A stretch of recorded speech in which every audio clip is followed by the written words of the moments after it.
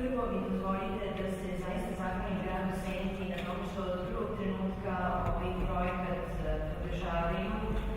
na najljepši mogući način,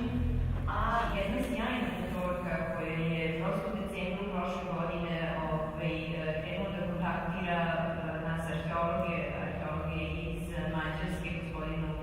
gospodina Adama Tota i mene,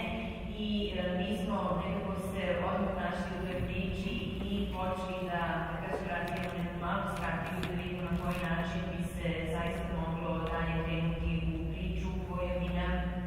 i adekvatne rezultate donela, jer postoji opravdana pretpostavka da određena zaista i količina arheoloških nalaza može da se nađe u koritu Tise, dosta dobro očuvana i posle 313 godina od bitlje. Važno mi je da kažem samo još